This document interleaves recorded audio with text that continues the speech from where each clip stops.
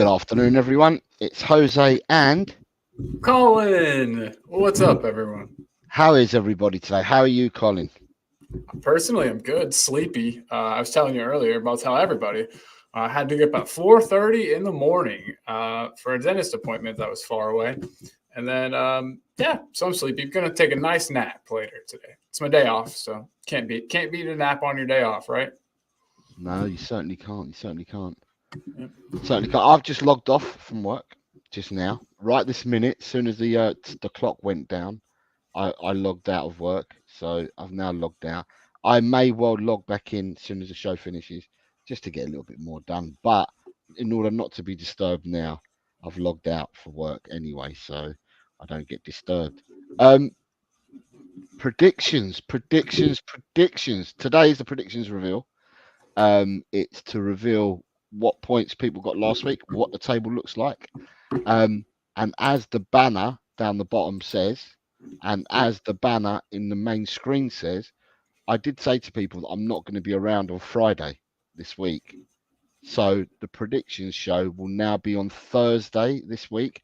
So for everybody that wants to partake, you need to be subscribed to the channel. You subscribe to the channel, you'll be able to enter. I'll know whether you subscribed or not because I've got it on sub only chat, so we'll know whether you can enter it or not. That was an accident. Sorry about that. So for everyone, it's quite clear that this is the day that we're going to be doing the predictions. On that show on the Thursday, we will give out further information if we're going to, of how to contact and what else needs to be done. But the show will now be Thursday. So I think we'll start by saying hello to the people that we've got here at the moment, and then we'll go into where we are for the week. So Alan was the first one here today. He says, "Hey, Colin and Jose, happy Tuesday." Likewise, Alan, to you, sir. What is up, Alan? Hope you're well, man. You got Nick saying morning. Because for me, because it's my afternoon, I finish work. I keep forgetting that you North Americans are on. You're still in morning. Like some of you 9 o'clock and some of you 10 o'clock in the morning. Yeah. So I think it's even earlier for it's actually only 7 o'clock. Wait, it's 8 o'clock. It's 8 o'clock for people in California. So Alan, for example, it's 8 a.m. for him. Yeah, but still, yeah. But what I'm saying is, for you, Nick and Alan, at the moment, you're the three North Americans I can see at the moment that said hello. It's really early in the morning. Although, in saying that, Peter Kahagias is here, and it's 1:04 a.m. in Melbourne. Woo! I like the internationalness of our viewership. It's nice. So we also have here Big John saying afternoon, all marching on together. We've got Carl Simpson here saying good afternoon, gents. Hope you're well. Hello, everyone in the chat. Phil Coys is here. Hi, Phil. How are you, mate? I hope you're well. You keep asking me about predictions. Well, it was on the ticker tapes down the bottom that the next show for people to predict the week 37 will be on Thursday at 4 p.m. if you want to enter, Phil. Ryan G is saying hello to you and I. Big up, Ryan. And we've got Drula. Hey, and afternoon Jose, y'all. Cole in the chat. we don't get Drula every time, so nice to have you. I know Drula's entered. Drula entered she entered late, but she entered predictions this week. Oh, nice. So she's been asking, and I said to her, well, the reveal's today, and then as we're telling everybody, this week's show will be on a Thursday rather than a Friday to do the predictions for next week. We've got an afternoon from Colin Blackshaw for you and I. Audio Artisan is here as well, saying afternoon chaps in the chat. You have Peter saying good afternoon all. It's 1:04 a.m. in Melbourne. Peter, I hope you are well, sir. Jesse's here. Good afternoon, Jess. He says afternoon all. Ryan G is already predicting that he's had a crap week. Daykaru's here saying predictions. I predict I'm rubbish. You have Daniel Lee here saying big up Daniel. You have Mynamic, so that's Dylan. He's saying hi Dylan, how are you, sir? I hope you're well. People all saying hello to each other. Daykaru's saying for once we are both in the morning. It's only Wednesday morning. Ha. Yeah. You have your man Hey, Jose Lacelso and Matt Colin. Can this system work with better players or will it be the same dross? Shemtam, I'm the boss when it's LTL Cockerel. So I think you might have this the wrong way round, son. But Hey. we'll come to Tottenham talk after. Phil Coy says, I'm on it. Notifications is on, lads. Um, Right, you've got what's Ryan G saying. I nearly got the Wolves score, John, but then Alvarez had to score. Do you know what? Totspurs is aware because me and Totspurs do it online as well. Another thing online, and I've normally the results that I put online, like Totspurs, are the results I put in here. I had Arsenal to beat Bournemouth 3-0. So I got the absolute correct score in the online game that we play, and the only score that differed there was the one I had in my predictions league. So I'm not sure what happened there, but my predictions league, every score that I did online is exactly the same as what I've got in the predictions, but the Arsenal one is different, and I'm just like, what? So I don't know what happened there, but anyway, it is what it is. So I obviously haven't got it right in the predictions league, and I don't know whether that's an error from me or whatever. So Daniel Lee says, I think I got the Arsenal score correct, but I was baked anyway, so I could be wrong. Drew Wright says, it's a difficult time for me, I have to cook and feed the family, Cole. Yeah. Oh, Appreciate I wasn't sorry. I wasn't being. I'm just glad you're here. It's just nice to have you. Good afternoon, Steve D. Hi, everyone from Steve D. Steve, what's up, Steve? Nick is saying that he got close on so many scores. Close only counts in horseshoes and hand grenades, buddy. I like that one. I like that one. You've got Ryan Jesus. I think I went 3-1, Daniel, in the Arsenal game, and Bournemouth had a goal disallowed when it probably should have been given. Ryan G says that in his bet, he went for 3-0 to Arsenal in his Super 6. Shemtan. Eltel is aka Colin's second secret channel. Carl Simpson, I had a few games when I was 1 goal out. How did I get the correct score for Liverpool versus Spurs? Mystic Meg me. And Carl Simpson's the only one that did get that one right. Carl. Tony, early doors football, evening to me and you, Colin. Tony didn't partake last week because he got there late, but this week's prediction shows it's at 4 o'clock on Thursday. If you missed the show on Thursday, you'd have to listen to what we say on Thursday because we'll tell you how else we can be reached for the predictions. But they're not taking place on Friday this week. They'll be on Thursday. Peter saying, Shemtime, if the CEO back Ange, big things will happen. But if Ange doesn't get the backing, he is happy that he will walk. Daniel Lee says, I'm on the beach. Tottenham in this I'm on the beach like Tottenham in this predictions league. I'm already planning for next season. That's what we all say. And you've got people saying afternoon, Chris Meta Football's here saying, I don't know how many I've got. All I know is I got 1 new subscriber. So it pays to go full berserker mode once in a while. Alan is saying, hi, chat. Hope everyone is well. Right. So with that, we've welcomed everyone in and people are saying hello to each other. If there's anyone else that comes in, we will welcome you in as well. But in the meantime, what's the scores on the doors, Maestro? What did we get this week? So let's pull up everybody's scores. Oh, sorry. And before I say any more, hit the like button. I'm just having a look. There's only 10 likes for the show. What the hell? Hit the like button. It's free of charge. Hit the like button. Yeah, let's actually just take a moment and not do anything for, I don't know, 10 seconds. Give everyone a chance to hit the like. 10 seconds? These people are lazier than that. I don't know how many seconds ago, but it's gone up by 1. Yes. Nice job, everybody. 11 likes on a show where we've got 30-odd people watching. Come on, guys. Let's bump those numbers up. So, right. So, anyway, people don't like the show, then they don't like the show. But there we go. Right. Colin, what are the scores on the doors? There we are. Do you want to just go down? Last time we just went down through them.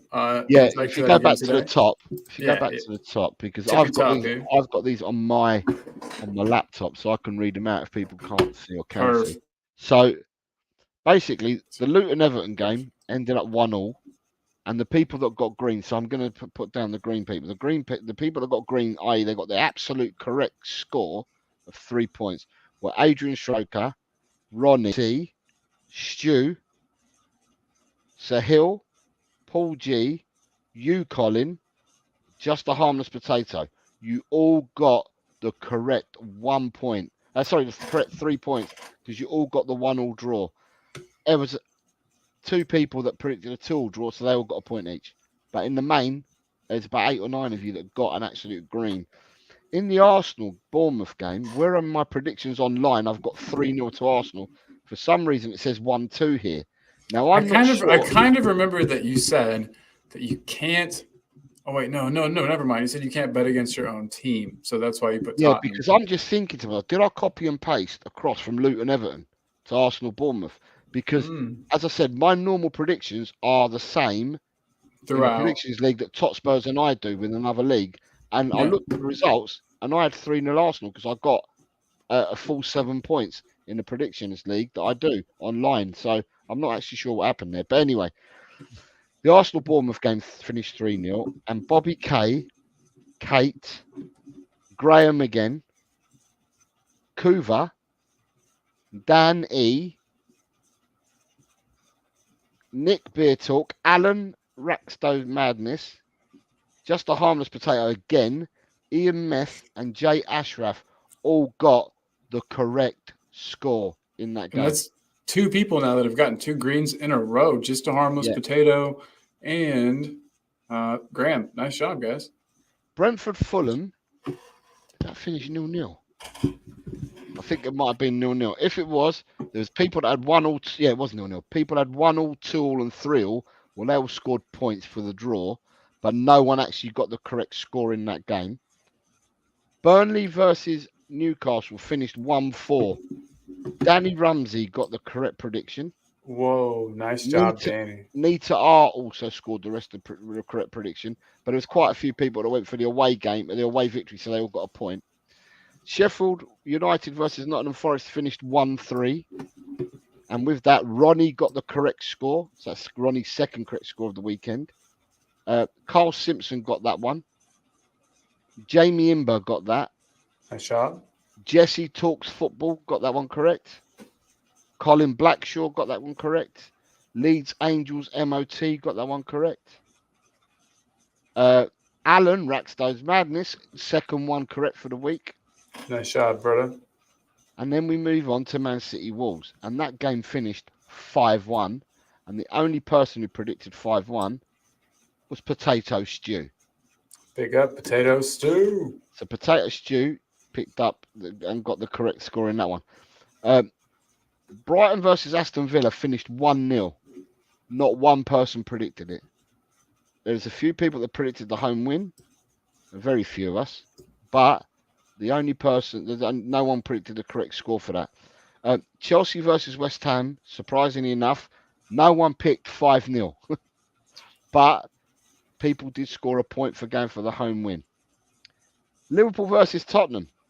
The only person that predicted 4-2 was our very own Carl Simpson. Carl, can I tell you a secret? I thought you were crazy whenever you picked that too. I was like, come on, Carl, be real. And then look what happened. So yeah. And then shows why I shouldn't doubt you. And then last night, Crystal Palace played Man United, and no one predicted 4-0. I came close. I predicted 3-0. But it ended up 4-0. So some people, the people that went for the home win, all pick up a point each and that. I think there's a stewards on my Arsenal Bournemouth game, to be honest, but I have to take it on the chin. So I've only scored 6 points this week. Tot Spurs, 6 points. Bobby K, 11 points. Ellie only did 4 predictions and scored 2 points. Kate, 7 points. Adrian Stroker, 11 points. So Bobby and Adrian are a part of about 5 or 6 people that got double digits and 11. Great job, guys. Mark Cousins, 5 points. Smithy, 6 points. Chris Meta Football TV, 7 points. Ronnie, 10 points. Big up Ronnie. Jim, 6 points. Jimbo. Graham, last week, man of the week. This week, he shares it. He got 11 points. Ryan G, 6 points. Carl Simpson, joint man of the week. Again, 11 points. Jamie Imber, 8 points. Audio, 7 points. Rob Belcher, 4 points. David Clark, 8 points. Nice job, Dave. Stewie from the disabled team, 8 points. Lee Stay from TV, 3 points. Danny Rumsey, 7 points. Jesse Talks Football, 9 points. Nice score. James the Tottenham fan, 8 points. Now, James the Tottenham fan, when I did the show the other day, I talked about Man United Palace, and I described what was going to happen to Palace. And James the Tottenham fan changed his score from 2-1 to Man United to a 2-0 victory for Crystal Palace. With that, he gained an extra point by changing it. Look at that. And I gave people the lowdown on who was playing and who weren't playing. And the only person that changed their predictions was James the Tottenham fan, and he gained the point for doing so. What a G. Chris Peters, 6 points. Nice job, Chris. Kuva, 8 points. Colin Blackshaw, 10 points. Jordan Hyman, 5 points. Potato Stew, 7 points. Stacey, 5 points. Danny, 9 points. Leeds Angels, 8 points. Sahil, 7 points. Chang, 4 points. Shemtam, 6 points. Harry Young, 5 points. Paul G, 7 points. Big John, 8 points. Nick, 7 points. Alan, Joint Man of the Week, 11 points. Nice job, dude. Nita Art, 7 points. Daikaru, 8 points. Colin, 6 points. That's so weird. Never mind. Yeah, I didn't do a good job again this week compared to my gambling this weekend, but oh well. Michelle Zachariah, 4 points. Peter Case, 5 points. Just a Harmless Potato, 9 points. Nice score, dude. Wayne Bonner, 4 points. Mr. M, 6 points. Pramvat, 1 point. He only did 2 predictions. Said he was going to put the rest in, never did. Dang. Ben Kaufman, 3 points. Not 0, 3. Richard Wigley, new player, 5 points. David Shear, 6 points. Ian Meff, 7 points. Robbie from Lily White Lane, 6 points. Nice. Jay Ashraf, 9 points. Custom Spoons, 7 points. Neil, 4 points. Mile High Hotspur, 1 point. He didn't put predictions in. He just sent me a message, said put Desmond's in all across the board. He only got 1 point. And Drula, who only predicted 4 games, new player, got 2 points. Big up Drula. Tony, early doors, didn't score a point. He only put 1 prediction in, which was the Man United game, and he went for a Man United away victory. Now, before you show the table, with that, I'll say there were 35 movers in the table. So for people that are unaware, if you've moved up, you'll be in green. And if you're a new player, you would have moved in. If you're a new player, then you've probably moved up and you are in blue. So we've got 2 blues this week and we got 33 greens. So 35 people have actually moved up the league this week.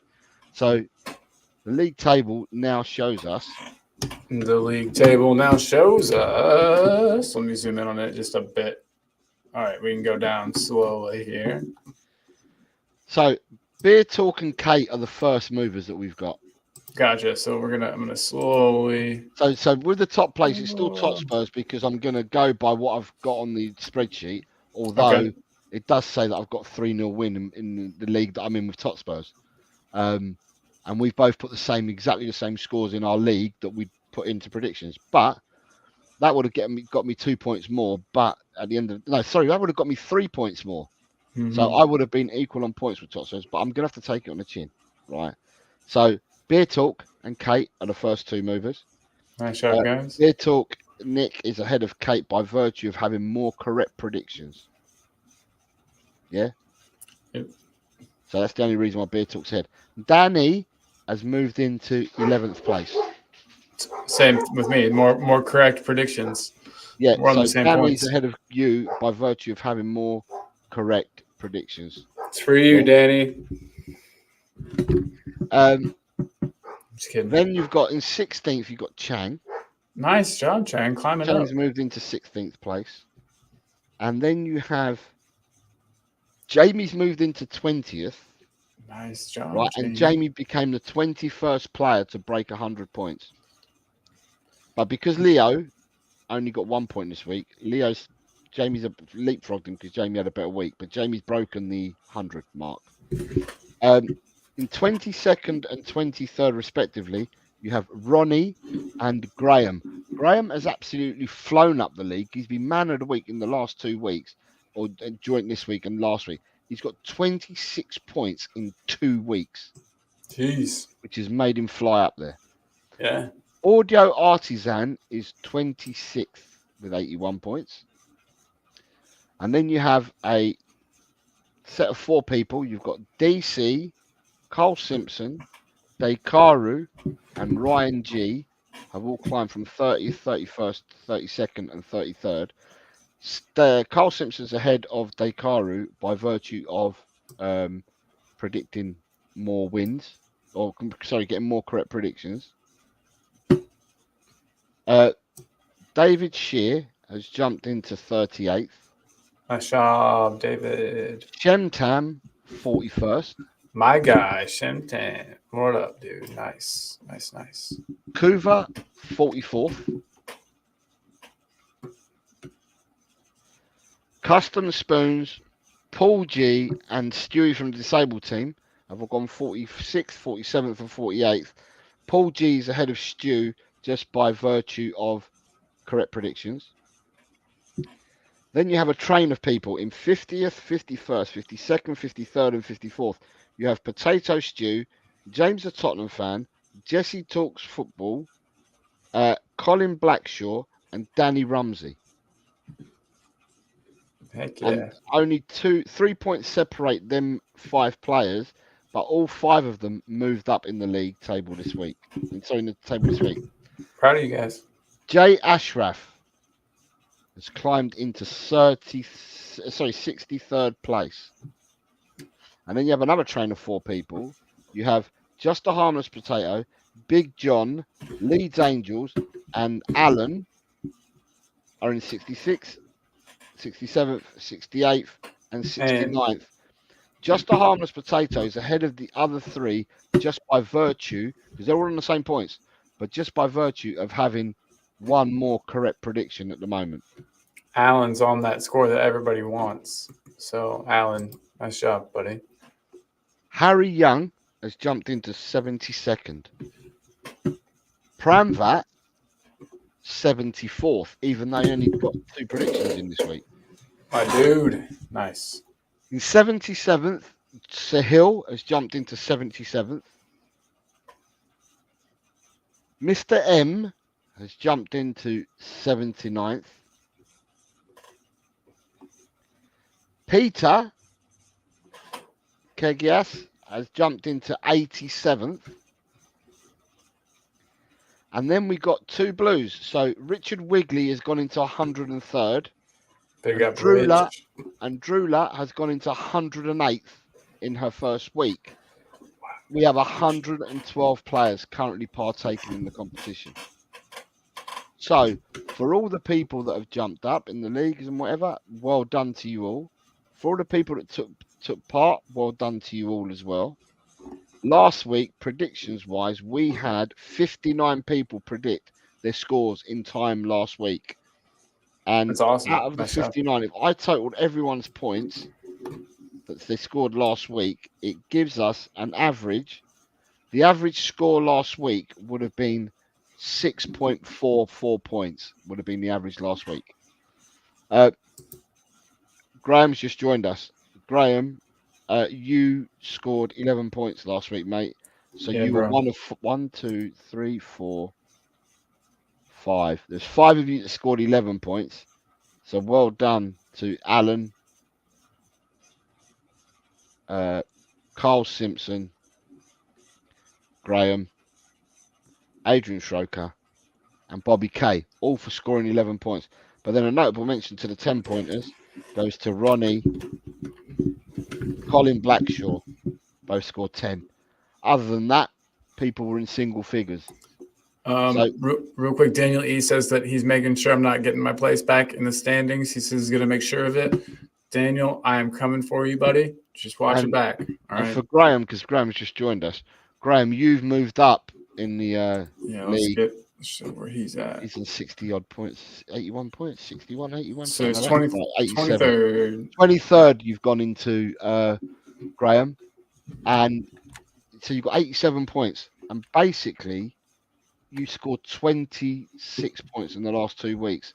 That is some going. That is some real heck of going. That is real good going. End of story. It's just top. That's a lot of points in 2 weeks. So you've done well. So fantastic. But that's where we are with the predictions. If anyone comes in late, we'll go back to them again. I just want to catch up with the chat because when I'm reading them out, I can't see what people are saying. So I want to see what people were saying here. So it'd be interesting. Right, let's go. Who's commented? We got lots. Oh, I want change, Jose. I've hit the like button. Right. Shemtam says, I'm just looking at this team of players and wondering, can we get better players made to the system? Yeah, we'll come to that. Drew the saying she smashed the like button. John, in his own imitable way, has told people or reminded people to hit the like button in his own way. Fantastic, John, isn't he? Who else we got? Oh, Chang's here. Oh, good afternoon, Chang. Didn't realise that you'd popped in, but Chang says, much as I'd like to stay up beyond Tuesday midnight to carry on watching the stream for the rest of the show's duration, I fear I'm too stunned and shot, senseless from today's workload to carry on. Chan, take care of yourself, mate. Go and get the rest that you need and come back stronger, buddy. Rest is important for everybody, regardless of age. Rest is important. And I don't know how some of you lot live on like a couple of hours sleep a night. I just think it's madness.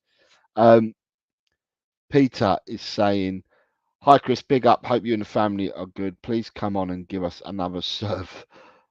Love the last one, mate. Love you to death. Who else you got here? Ryan G saying he'll take the 6 points that he got. Daniel, he says, oh, I was not as bait as I thought then. I got the result right. Jesse saying, not bad. Not at all. No, 9's not great. Bad getting 9 points. Yeah. Ryan G says, I backed Burnley. I must have been naked, Daniel. Shemtan, I got oranges but no green apples. Colin Simpson saying, all luck, Colin. Yes. Who else you got? Right. Daniel Lee's now saying 9 points is not good enough. Colin Blackshaw is 10 points, says, wow. So he's pretty happy with his points.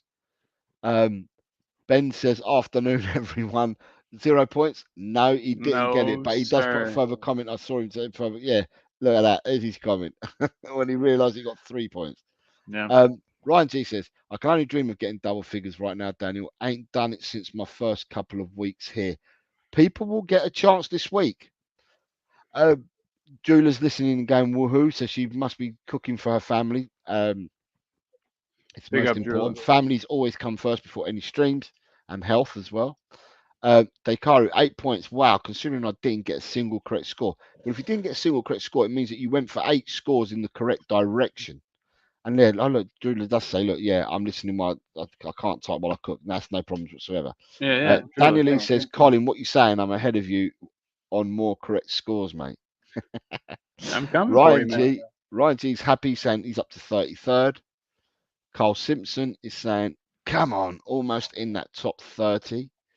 Ryan G says, I'm coming for you today, Karu. Sahil's here. Good afternoon, Sahil. How are you, sir? I hope you're well. Ben Kaufman is saying 43rd, going down the table. Nice. For people that don't know, Ben's ambition or aim in this game is to get 0 points. But it's really hard to get 0 points in this game, because if you predict a home win by 10 goals to 0 and the home team win, you still score a point. If you predict a draw of 8-8 and they draw 1-1, you're still going to get a point. So it's really hard to get 0 points in this game. And he tries, bless him, but he ended up with 3 points this week. Good afternoon, James. Big up, James, a Tottenham fan. Tekken is here, and he says, this table, I think, shows who knows their stuff that enter every week. Tekken, you're more than welcome to enter, mate. Everyone's welcome to enter. It's a good laugh. We all enjoy it. We all have fun. But yes, but the more people, the merrier. We're now up to 112, which is absolutely completely different to when I first started this, and we had 12 people. So to have that many people partaking is absolutely superb. Good afternoon, Jose, Colin, all in the chat from Graham. Daniel Lee says, yeah, Colin, I ain't getting your place. Yeah, Colin, I ain't getting your place back in the league standings, mate. I'll make sure of that. You've got a few people sounding like each other. Graham is happy with the 11 points. Ryan is saying, Nostradamus Graham has arrived. Yes. Sahil, your points. I gave you your points earlier. So your points for the week, Sahil, were... Let me go and have a look. So I can look from here, Colin. Okay. Right, Sahil, you scored 7 points this week. Tequila says, using the sports almanac from the future. Very possible. Time you traveling. know that one, don't you, from Back to the Future, when he nicks they got the sports almanac and they do the betting. Yeah. And he makes you... Suppose GCB says, Graham says, I took a dope test. It came back, I'm dope.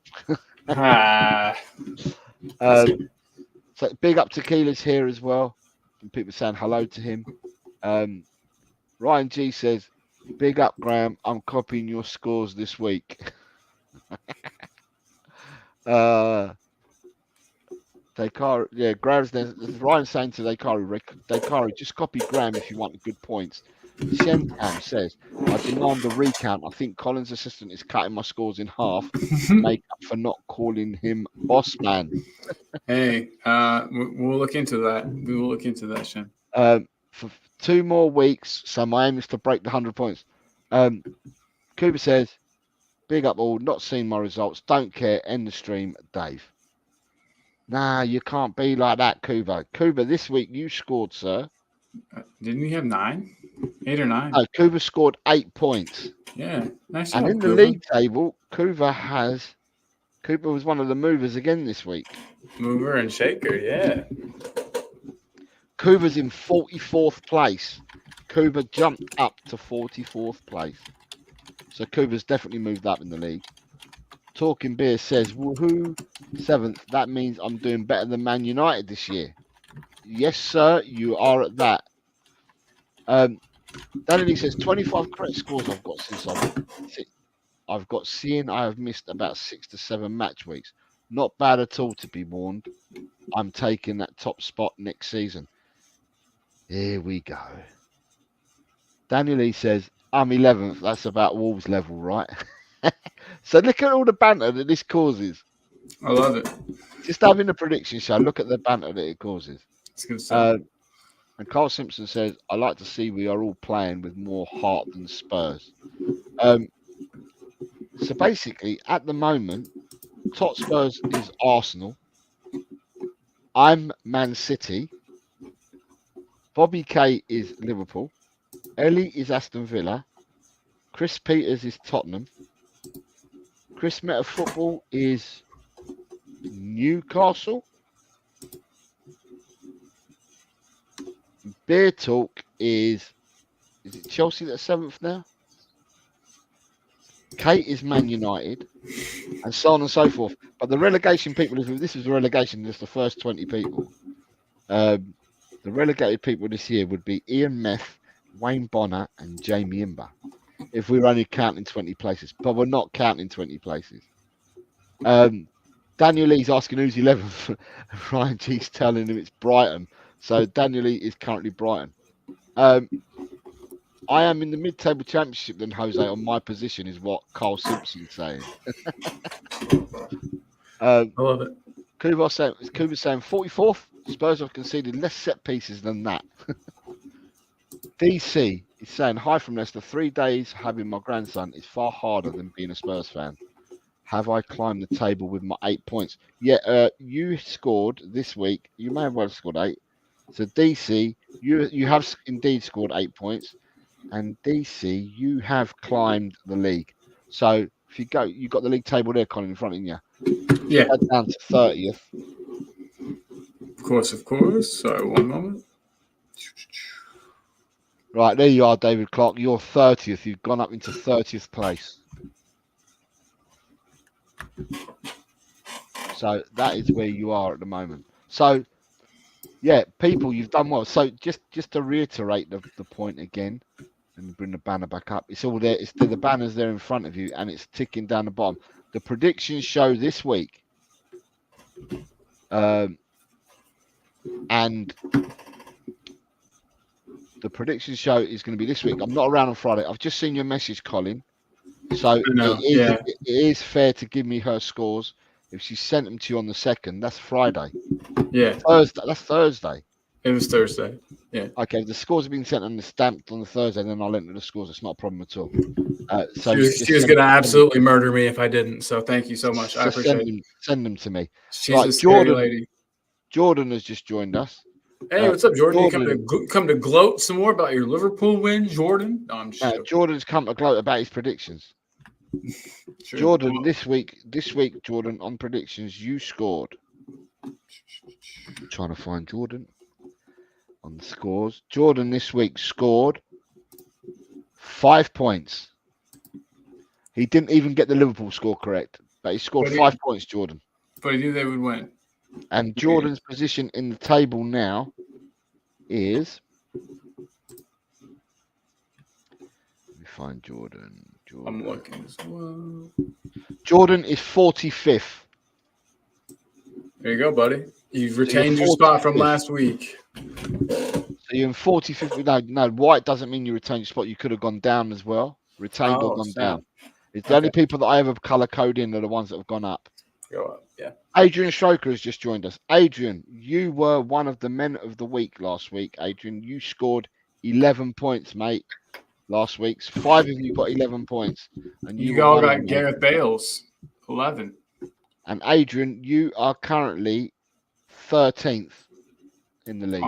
Sitting on 146 points. Nice work, man. So well done, Adrian.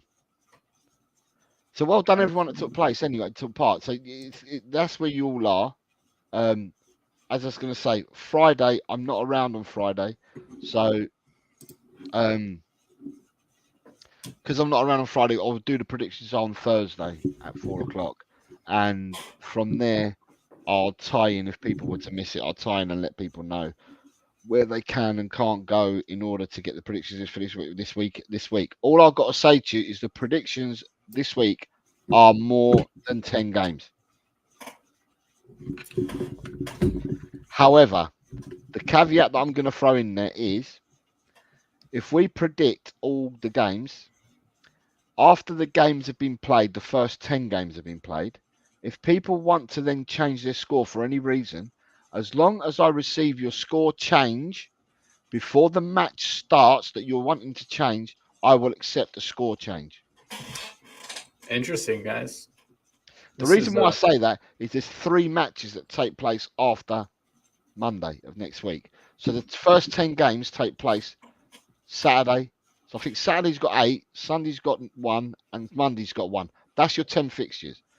The wrap-up fixtures for the catch-up games, there's 3 taking place next midweek. So there's actually 13 predictions of games this week. But if you predict all 13, right, and then for argument's sake, I'm going to say this now, right? I'm going to predict the Arsenal game at the weekend. If Arsenal end up losing, right, then whatever I predict from Tottenham Man City, I may change my score because Arsenal have lost. Do you see what I mean? I get what you're saying. Yeah. So I'm going to offer that to anyone. Anyone at any stage can change their prediction on a game as long as you've done it before the game kicks off. A bit like James, the Tottenham fan, did with Crystal Palace Man United. He changed it from an away win to a home win, and he got a point for it, for changing it. So I will accept that from people. So yeah, so the prediction show is on Thursday at 4 o'clock. So have a think about it. There are actually 23 games left for predictions this week. Sorry, this season for the normal league. There are 23 prediction games left. 13 this week, and then the following week is the last week of predictions for the league for the season, for the League One, and then we'll decide what we're going to do going forward after that. So it's kind of sad. Just make sure you join in on Thursday at 4 o'clock, and then we can get the predictions in. So we've got, just before we're going to talk about some certain things, you've got he said hello to us. Kuva is saying, haha, 45th, what a loser. Top 44 like me is where it's all at, Jordan. You've got Danny Lee saying, I've left it too late to sneak in the Conference League spot, damn. Tekken is saying, watching here and watching TalkSport is so funny. Goldstein being mugged off during the show. That result was only the silver lining we got this weekend. I'm coming for that 44th spot, says Ben Takuva. DC is saying, my son and his wife was at the Real Madrid's home game at the weekend when they won the title. He was there for his 40th birthday. He said the stadium was magnificent. They've done the stadium up, haven't they? They had to. They've kept the stadium, but all they did was revamp and redo it up, and it looks an impressive stadium again. Bit like what Man United need to do is their stadium, but Madrid went ahead and done it. But they probably got funded by the royal government to do it. They didn't need no Saudi or investors to come and do it for them. Carlson says, biggest question I have is, do I back Spurs to win? Spurs are playing twice next week. Jose, mate, you doing the Spurs women prediction for their FA Cup final? When are they playing the FA Cup final? Is it Sunday? Christ, I don't know. It's sad. Let me look it up.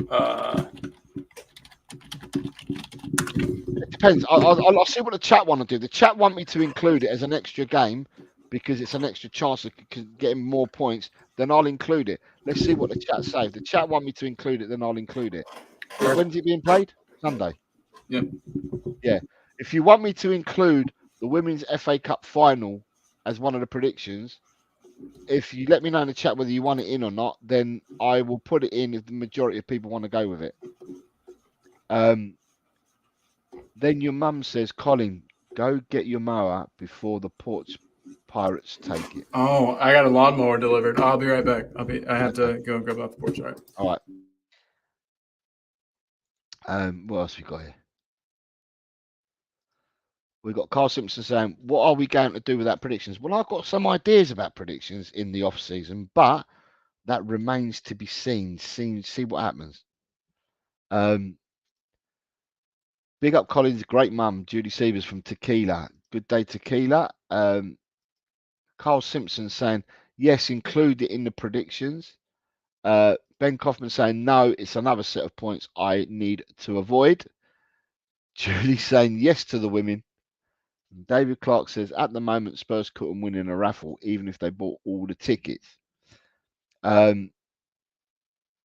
Yes to the women is what Ryan's saying. Yes to the women. Adrian wants the women included. So in the predictions this week, I will include the women.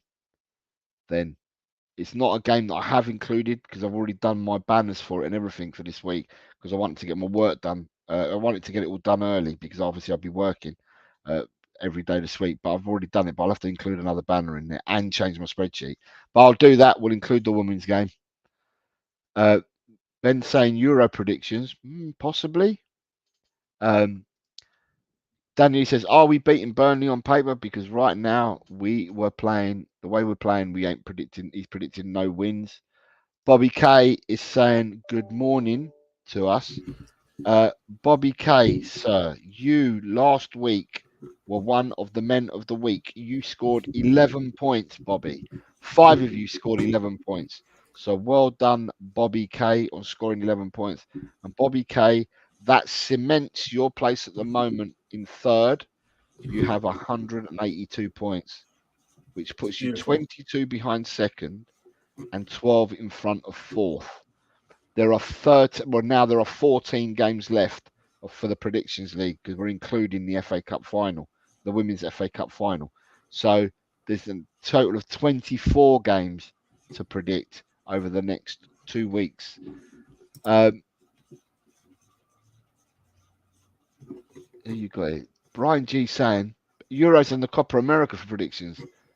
You got Talking Bit saying MLS predictions. MLS predictions are scary because you put scores in that you think they're going to come and they don't come them scores at all. It's like anyone can beat anyone at the moment in the MLS. Graham is saying, yeah, put it in, Jose. 6-0 to Spurs ladies. Big up the women. Gonna smash Leicester. Oh, yeah. But they're not playing against Leicester. The women are playing Manchester United in the final. They've beaten Leicester in the semi-final already. Yeah. Carl Simpson says, can't believe that you left the Mar on the porch. Dakari says, next season, let's include the women from the start. Oh, here we go. Ben says, wrong game. They're going to smash Man United. Yeah. Julie's saying, I'm calling it. We take 7 points from the final 9. I'm bright-eyed optimist. You've got David Cox saying, what, you have a Porsche mower? You must be making a mint. I wish. Ben says, after doing my deliveries all day, I need a beer. Good on you, mate. Good on you. Woo woo. Makes up for my pathetic display last week. Jesse's telling people to smash the lights, which would be good. Would be good if people did that. What are we on? Carl saying, love it, Julie. I am going with your optimism. People saying hello to each other.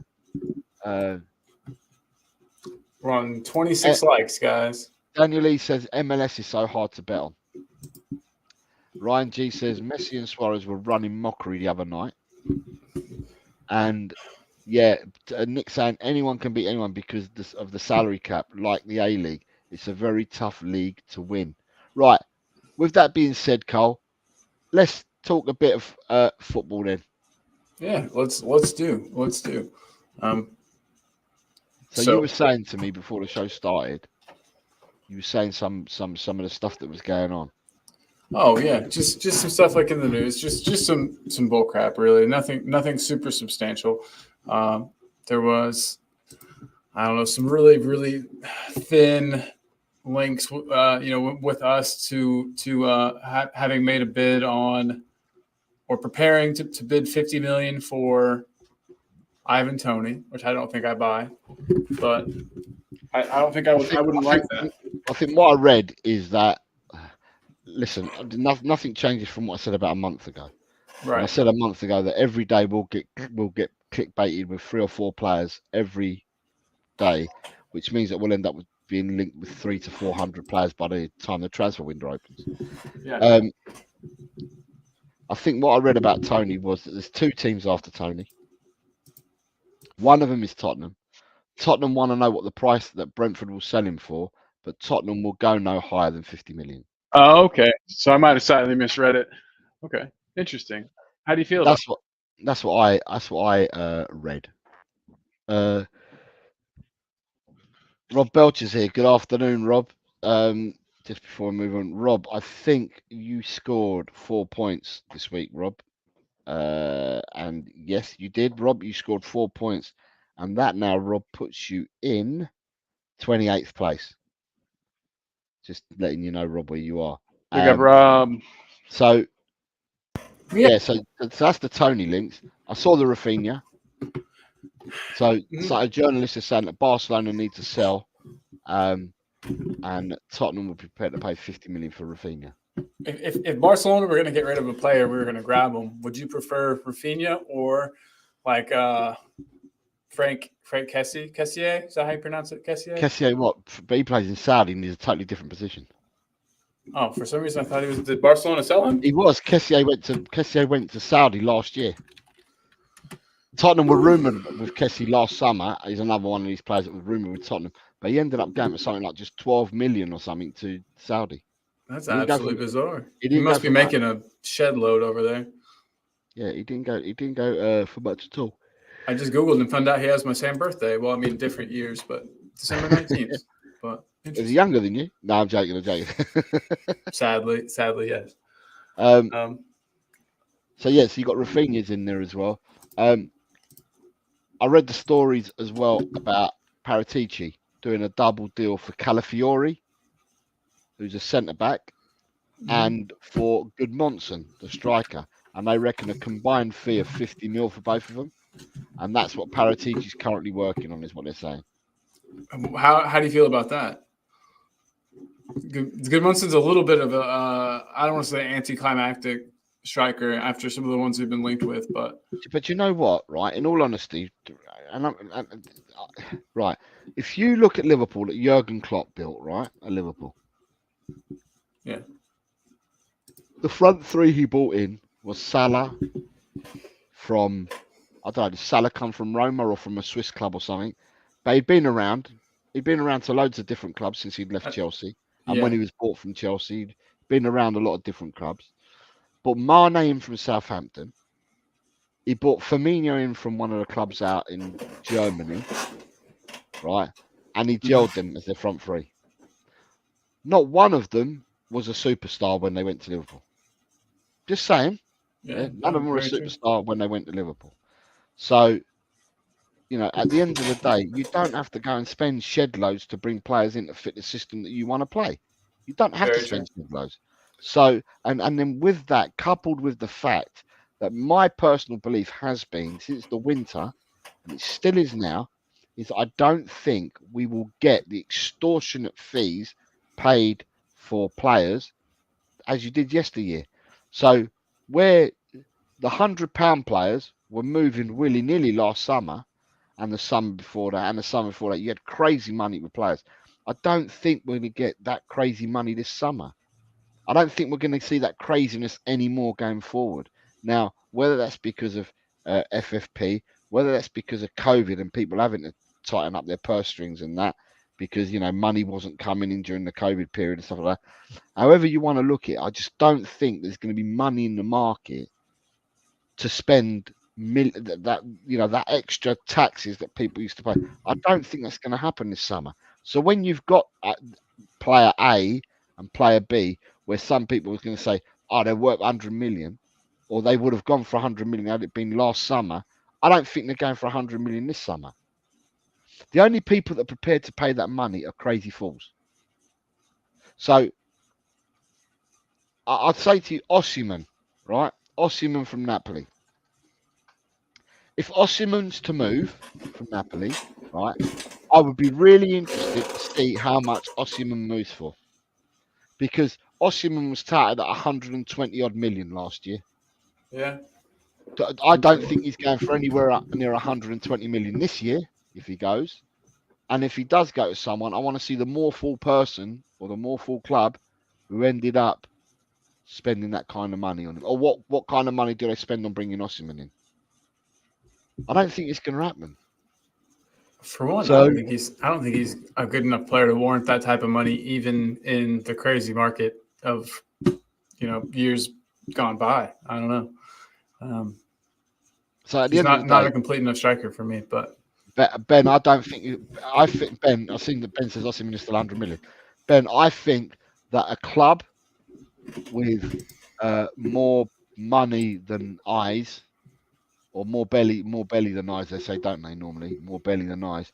I think they're the only clubs that are prepared to pay stupid money like that. And I don't know how many clubs are out there in this world that are going to be prepared to pay that stupid kind of money for him. So, you know, at the end of the day, I don't know. His pace might be fantastic, Ben, but I think his first touch is horrendous. I think he's horrendously poor for a centre forward. In the air, I think he's a monster, but a lot of his headers don't go on target, but he's a monster in the air. On the floor, though, he ain't got no touch at all for me. I don't think he's got no touch at all. But, you know, everyone has opinions. I just think his first touch is really poor. But yeah, at the end of the day, I just don't think the player's going to go for the kind of money that they would have gone for last summer. It's weird too. It's weird too because I know that praising him is like it's blasphemous almost. But Levy has been saying that. I think that in interviews and stuff, he said that the transfer bubble is going to burst. That's why we're not paying crazy fees for players, because he thinks the market's going to like even back out, sort of like the housing market. I don't know if it's like that in the UK, but in England, I don't know if it's like that in the UK, but here in the US, it's nuts. And it will probably even itself back out. And Levy was talking about that, and it's happened, or it looks like it's happening. So maybe this guy does know some things.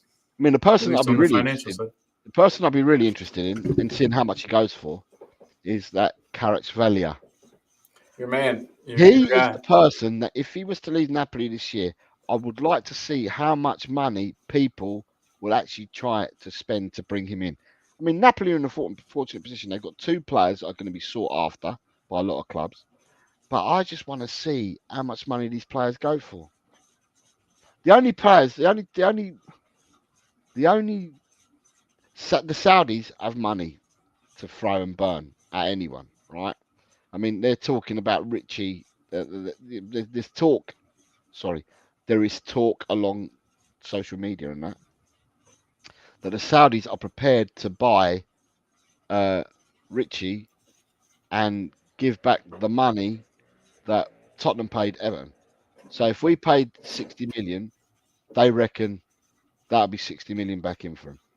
They will get 60 million back in for him. It's just weird to me that like players that they just assume though that players are going to want to go play there. You know what I mean? Like the league isn't competitive. I mean, it's getting to be more competitive, but it's not as high of a level of play. Obviously, you're making like quadruple your money, but I just think that some players would probably not want to go there. Well, I would have thought that as well, Colin. But what I will say to you, mate, is that if I looked at England, I'm going to look at England now for the time being. If I looked at England a couple of 3 games ago,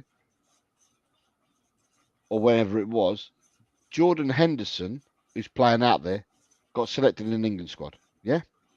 True. How many of the players that have gone to Saudi played in the African Cup of Nations? Frank Kessie played in the Cup of Nations. Mendy played. Koulibaly played. So all these players that have been taken and have gone out.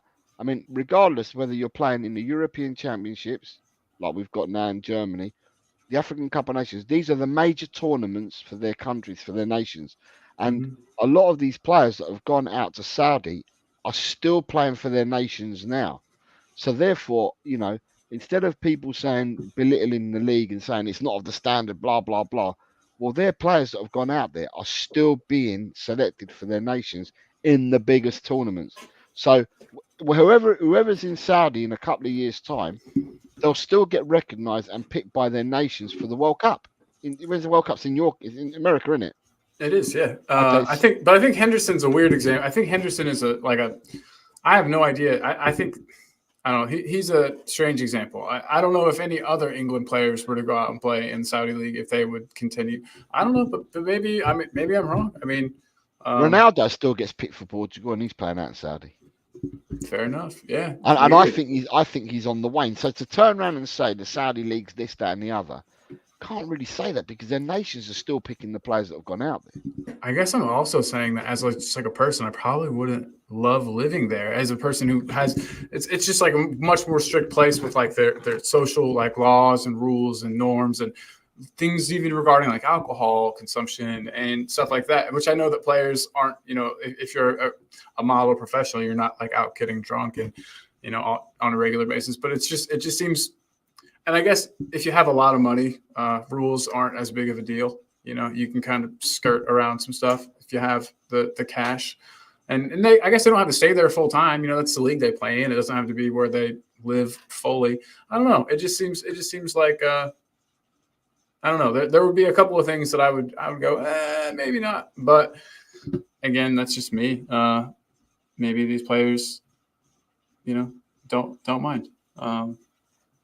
But I mean, how old is Richarlison? Because it's interesting. Because the Saudis turned around and said, right? The Saudis turned around and said that they were going to go for younger players, but he's 26.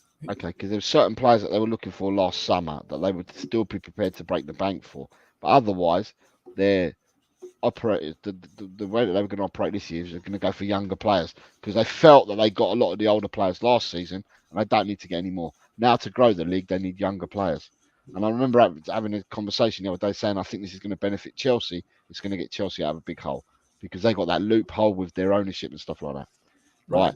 So at the end of the day, I just think to myself, and I just think to myself that if the Saudis come running with that kind of money, then I take it. The only side of me that doesn't listen, I'm happy if we can get Richarlison out off the books for the money we paid for him to Saudi.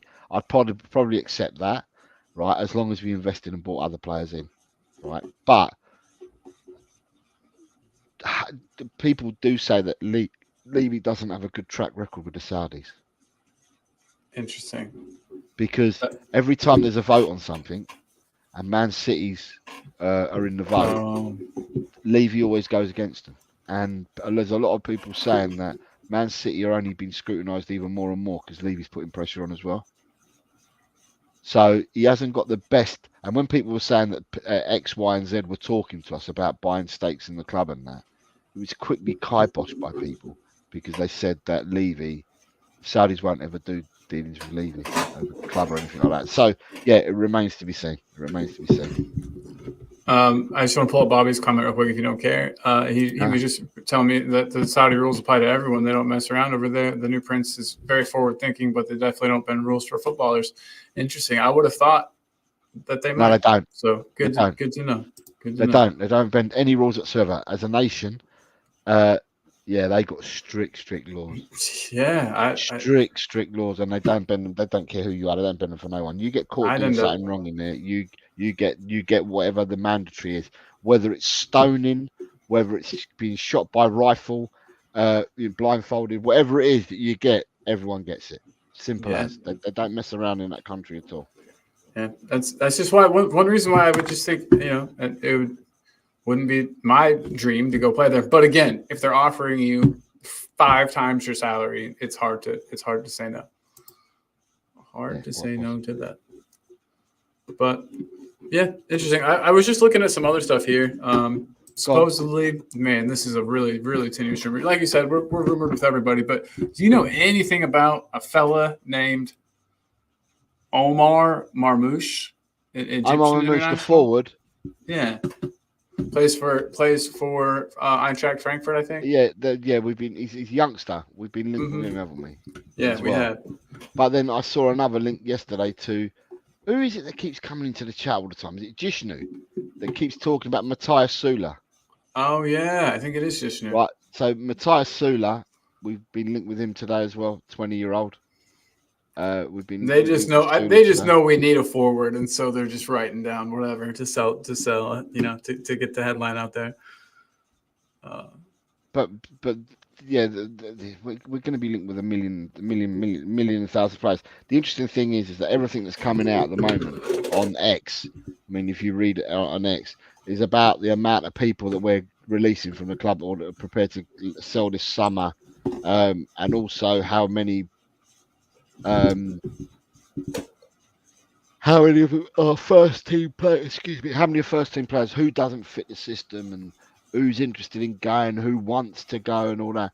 At the end of the day, if we were to do what X says we're going to do, then we're looking at least 13 players leaving.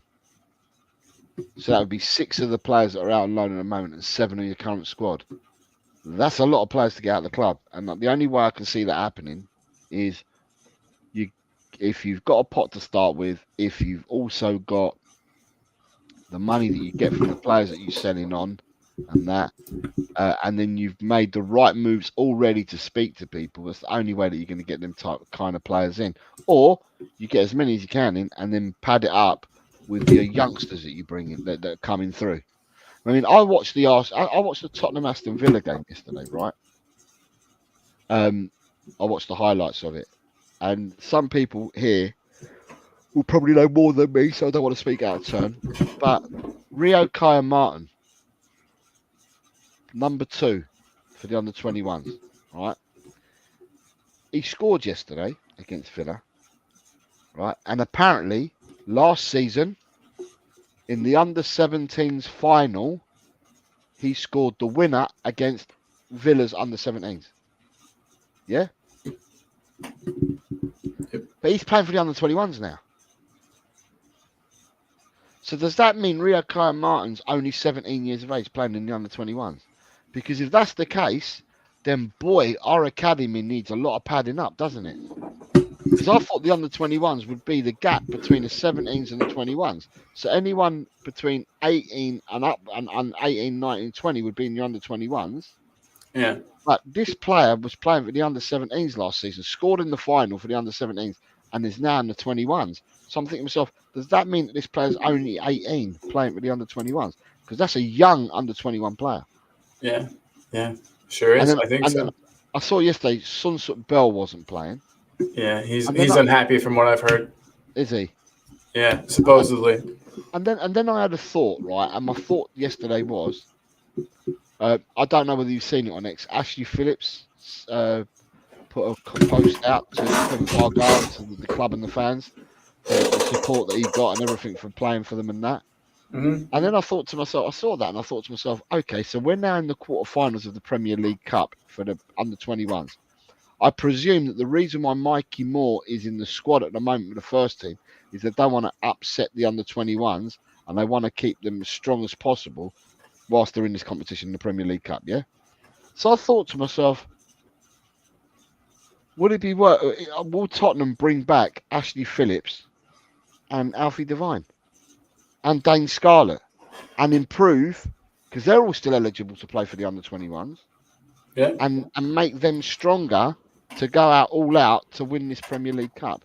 Because this Premier League Cup to me is a load of bull crap, right? And the reason why it's a load of bull crap for me is because you play a regular season and they've won the regular season. They were top of the league at the end of the regular season.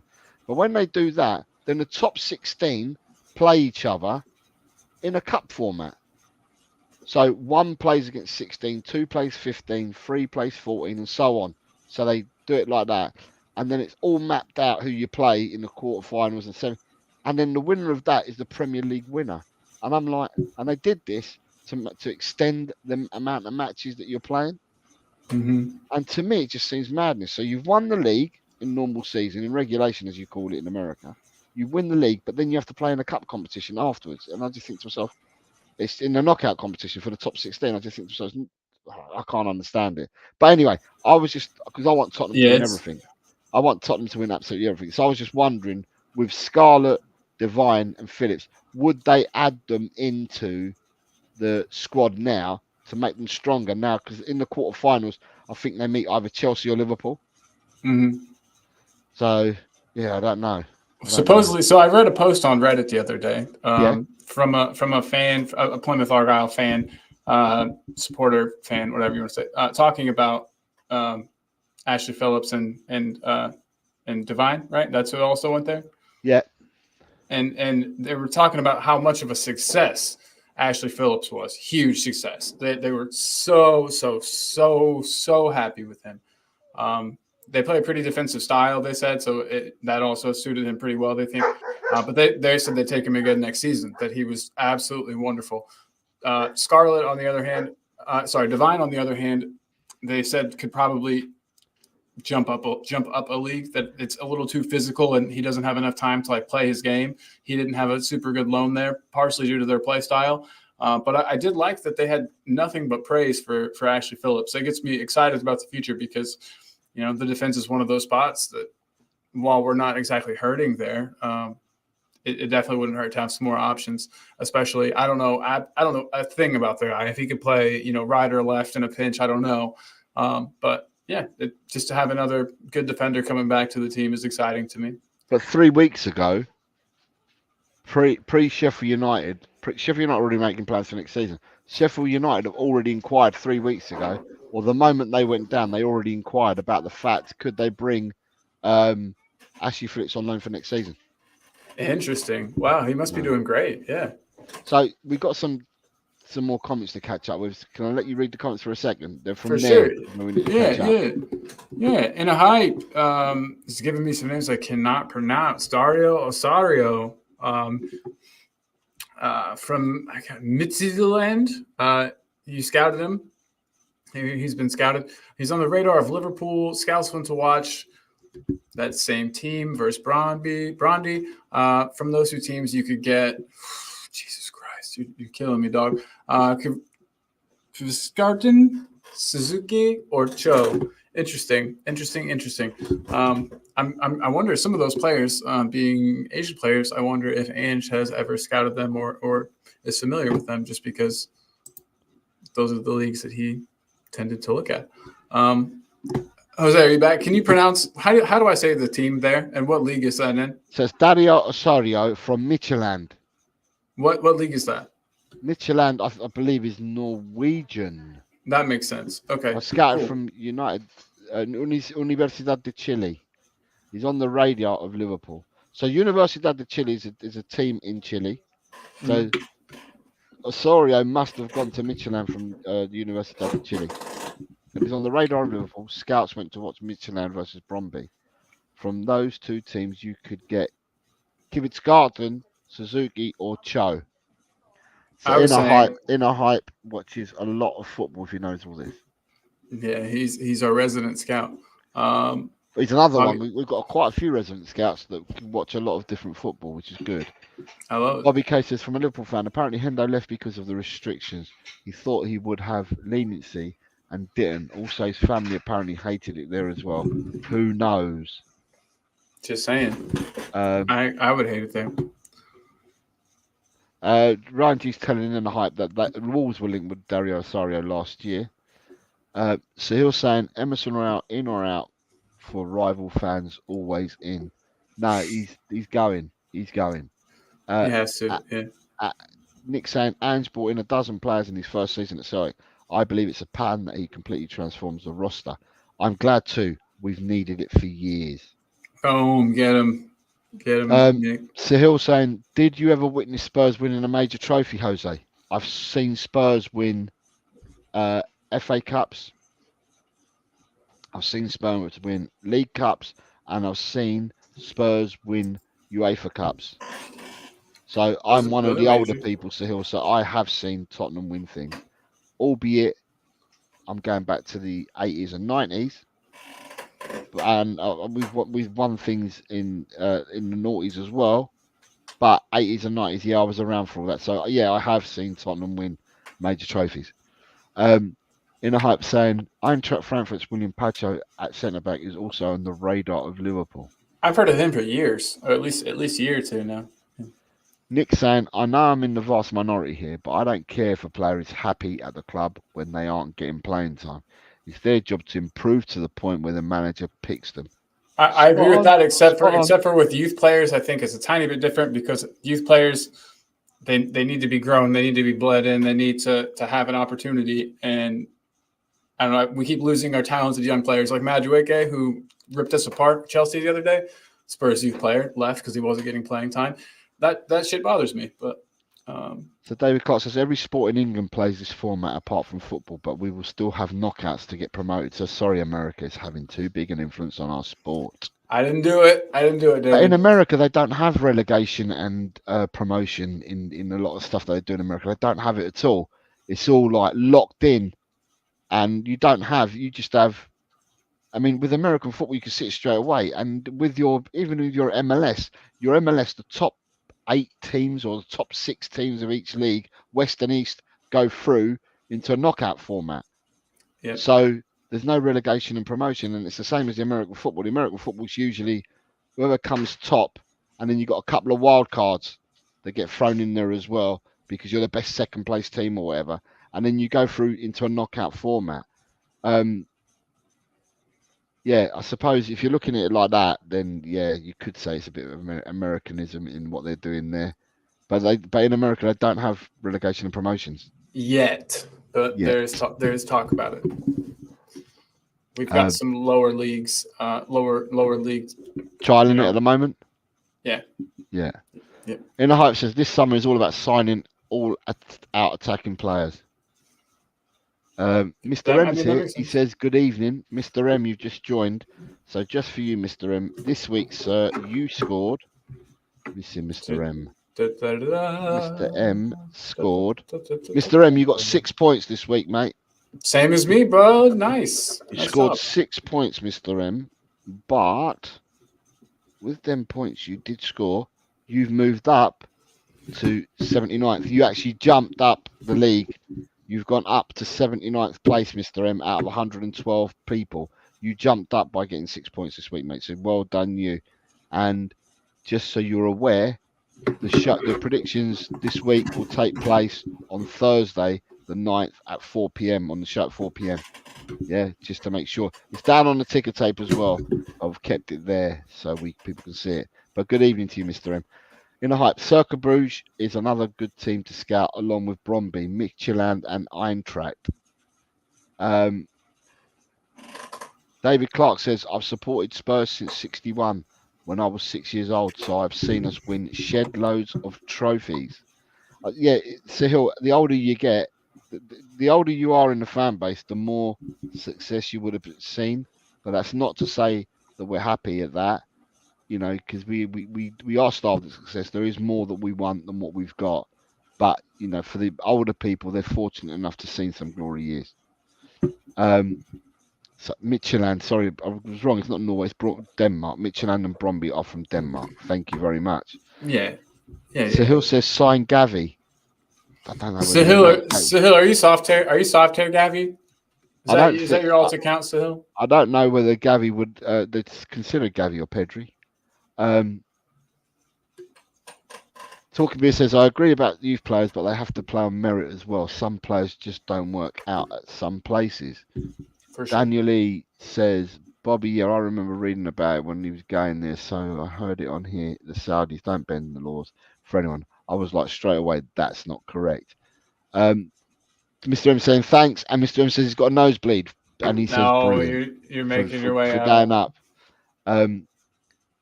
I didn't say it about promotion. You still play 17 games when you have the playoffs to win the Super Bowl, NBA, hundreds of games, but it still ends up in a cup format, the same with ice hockey and baseball. Sahil says, I'm a Real Madrid fan. I would never support the Barca players. Interesting. And Daniel Lindsay says, bring me back Modric for one last season. Jeez. Hopefully that would work out well. What if it didn't, though? That would be very sad if he came and was just not up to it. Richarlison's trending on Twitter right now. Why? Hold on. Why is he trending then, mate? Come on. Bring us into the know. Oh, it's just everyone talking about, again, the fact that we're looking to sell him. People are saying that everything that he does, Felice does, and has a much higher ceiling. It's a good point. I didn't really think about that.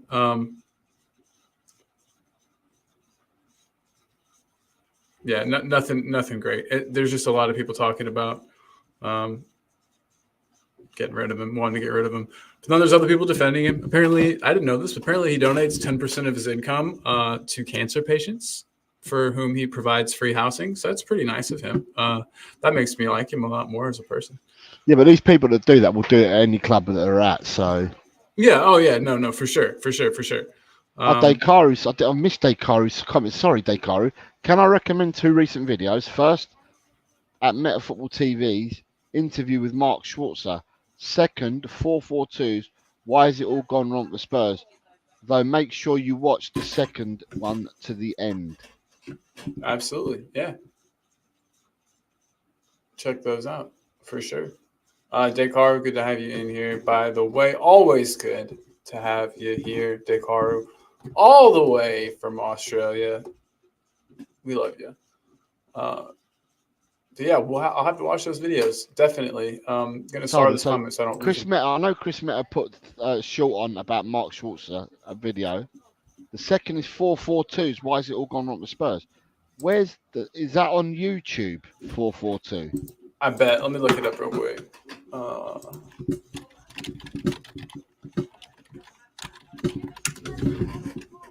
I actually have a link for the whole video. I can put it in the chat if anybody wants. Well, don't watch it now, but it's in the chat. Is that the second one? Yeah, yep, that's the second one. I'll grab Chris's too if you want. If Chris doesn't Oh no, copyright, Chris is on no. Chris is on the Chris has clipped whatever it is. So it's on his channel. It's on his channel. Okay, cool. What you got here? You've got right. Martin Baturina from Dynamo Zagreb would be your Modric style number 10. Who was the person that we used to have that used to come on all the time and tell us this kind of stuff? I had a different name to this person. Is this the same person, but they've just changed their name? Very possible, because it even reads similarly. You know what I mean? Yeah. Right, Adrian Schreiker says we need 8 players: a left winger, a right winger, a number 9, 2 quality dynamic midfielders, a left back, a right back, and a left-footed central defender. Well, it's awfully pie in the sky. DC says, seriously, nobody knows how any player's career and ability will work out. If you'd seen the same as me watching Harry Kane on loan from Spurs, he was so poor you wouldn't believe he'd be world class. Yeah, for sure. Danny Lee says, Colin, mate, he still plays for his country, Modric, and he's in the Champions League semi-final, potentially about to win his 6th Champions League. He walks into our team even at 38. Hope you're right. I still want to see him come here and not make it. But anyway. When Richarlison came to pitch, Spurs started playing a good attacking football. He was threatening on the pitch. I agree. But haters will say it was because the Liverpool had already given up and were on the beach. But I agree with you, Sahil. And then you've got JBG. JBG, man. I don't know what's happened to you, son. Good afternoon to you. I hope you're well and hope your health's well and everything's going well for you, mate.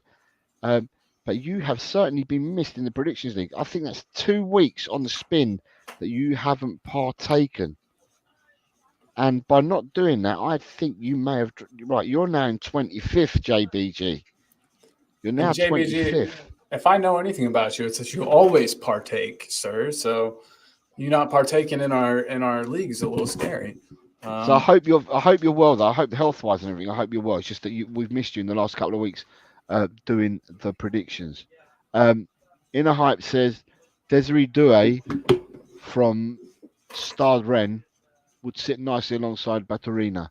That's a Modric type and an Mbappe type. Jesus, man. He says 1 week, bro. I forgot. Right, so for this week, Johnny, look, I've made it clear for everyone. It's down at the bottom on the ticker tape, but I've made it clear that predictions will be on Thursday this week, because I am not around Friday. And this week's predictions will be the games that take place Saturday, Sunday, Monday, Tuesday and Wednesday of next week. And I'm going to include the Spurs Man United Women's FA Cup final as a prediction as well, because people in the chat earlier said they wanted it. So we're going to have 14 games to predict next week.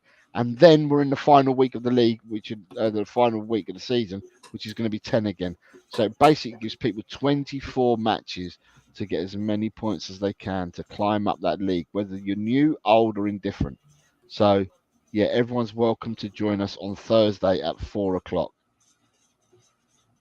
Right. So, is there any more news, Colin? No, not anything great. Just some silly stuff. Apparently, Richarlison put out a TikTok slating Gabriel, his Brazil teammate. I don't know. Stupid, really, really dumb stuff like that. Do you know what? I thought it was. Do you know what it is? Inner Hype is? What? It's Who's News.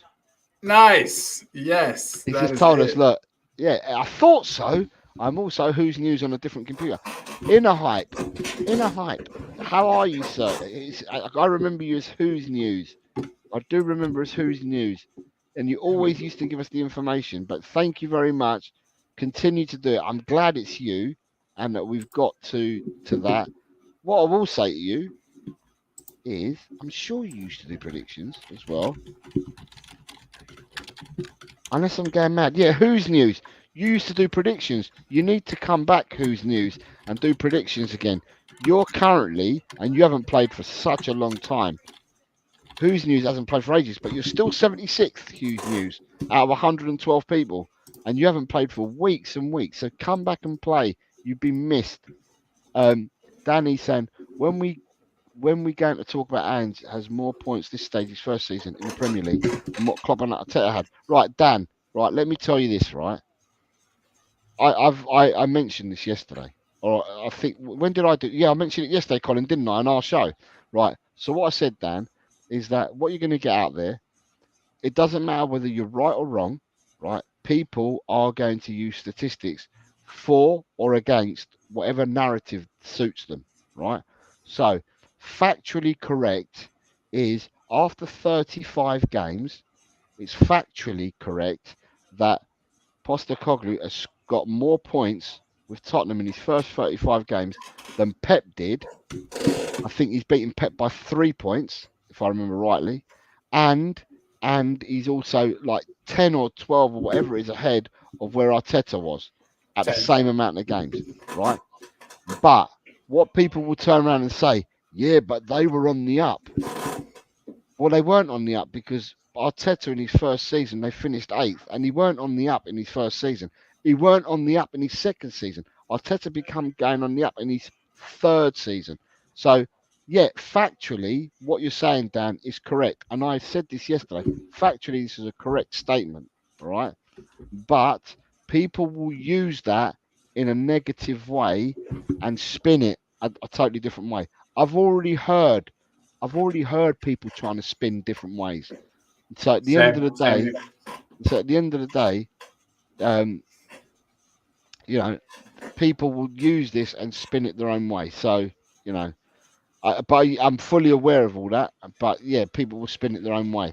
I see it for what it is. It's factually correct that, you know, we are where we are. And what will be factually correct as well is that the only person who would finish higher in their first season is, out of all the managers that you mentioned, the out of the top 3 managers, and even top 4 managers, because you can conclude Emery on that in his first season last year with Aston Villa. Out of all the managers, the only person who's higher placed at the moment is Pep. Pep finished second with Man City in his first season. Liverpool finished. I don't even know in what place, but it weren't high. It was 8th or 9th or whatever it was with Liverpool. Arteta finished 8th, and Emery finished lower than 5th last year. So at the end of the day, when you look at all this, people will spin it and use it for their own narrative. But yeah, I've seen the rounds being done with the table saying after 35 games. So Adrian is saying he expects a big clear out this summer.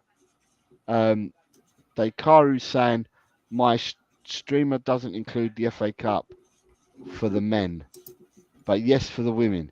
If you have a watch along, sorry, we'll only switch over when we score to say yes, lol. Hey, all good, man. All good. I'm just glad you're supporting the ladies. Brandon saying, gotta go, great show, guys, and thanks again for all your hard work on the predictions. No, you're my pleasure. Well done, Graham, and I see you Thursday, mate. Tony from Early Doors Football says, smash the like button, people. Smash it up. I'm still waiting to see whether Tony contacts us on X or whatever, so we can get something sorted out with Tony. I'd love to do a show with Tony. Good man. He's a good man. It'd be a lot of fun.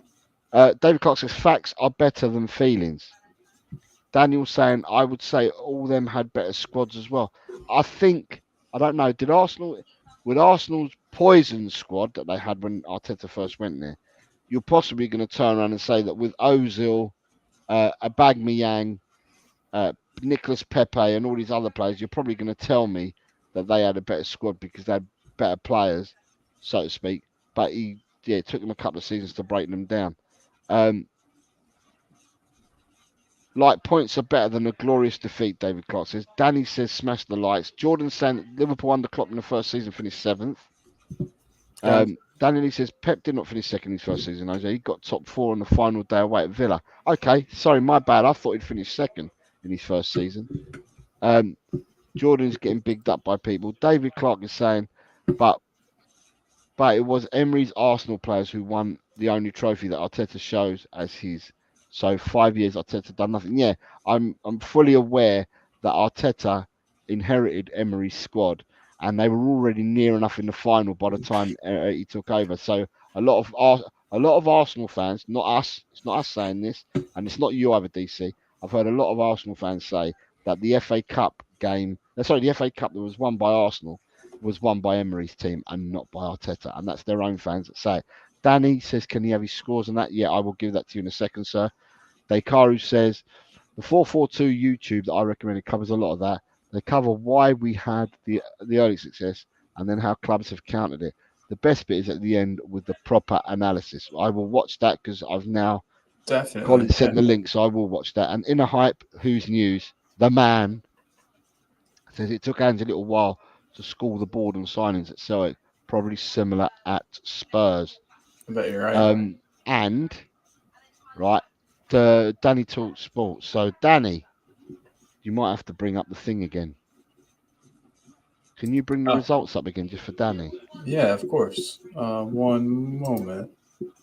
That's where I might have got confused, Daniel, that we finished second. All right, so results.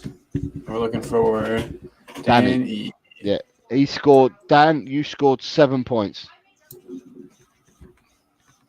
That's not Danny's scores. You got the week before or something there, because that's not Danny's score. Danny Rumsey. Oh, okay. Sorry, my fault. You said Dan E. Further up. Around there somewhere. Right. There you go. Dan. Danny talks football. Danny Rumsey, you scored 7 points this week, mate. One more than me, bro. Nice job. Right, and in the league, Danny, you have now moved into, because you were one of the ones that jumped, you've gone into 54th.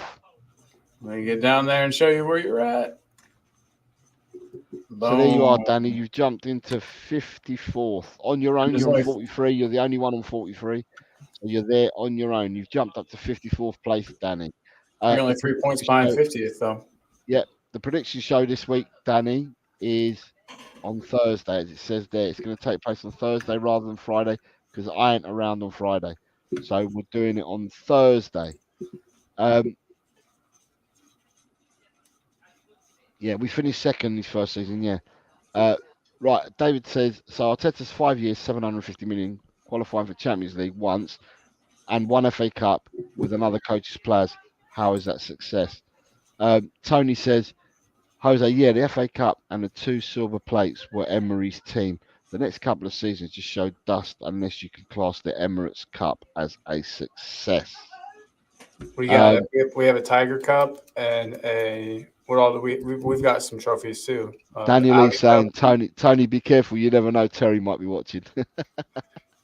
Who's Terry? I don't know, but he's got to be someone from an Arsenal channel. Oh, is he gonna clip us?